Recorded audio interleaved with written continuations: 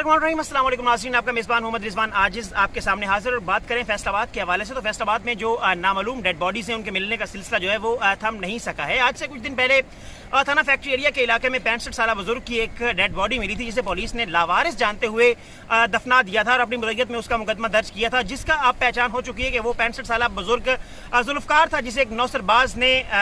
उसको लूटने की खातिर उसको कत्ल किया था। अब एक और वाकया पेश आया जी, पुलिस स्टेशन रोडाला रोड है जिसके इलाके में नहर गोगेरा ब्रांच से एक नामालूम डेड बॉडी मिली है, जिसका जिस्म जो है इस वक्त बहुत ज्यादा फूल चुका है। जबकि मकामी लोगों ने डेड बॉडी देखने के बाद मकामी पुलिस और रेस्क्यू 1122 को कॉल की थी और रेस्क्यू 1122 ने नाश को बाहर निकाला मकामी पुलिस की मदद से, और मकामी पुलिस जो है वही मौका पर मौजूद है। डेड बॉडी को बाहर निकाल लिया गया। अगर बॉडी के मुआयने की बात करें तो मुआयना करने से ऐसा लगता है कि शायद इसे मुमकिन तौर पर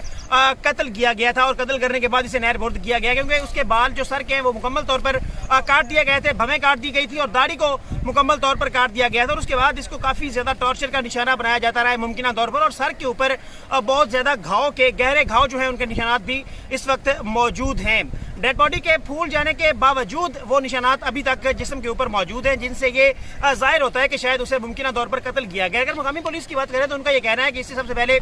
पोस्टमार्टम के लिए अस्पताल मुंतकिल किया जाएगा। पोस्टमार्टम के बाद इसका जो फर्दर इसका प्रोसीजर है अगला उसका आगाज किया जाएगा, और जो क्राइम सीन वाले हैं उनको भी वहीं पर बुला लिया गया है अस्पताल में, जो कि शवाहिद जो है इस हवाले से वो इकट्ठे करेंगे और उसके बाद इस डेड बॉडी का जो फैसला है वो किया जाएगा। ये मकाम जो है जहां से डेड बॉडी मिली है ये चक नंबर 275,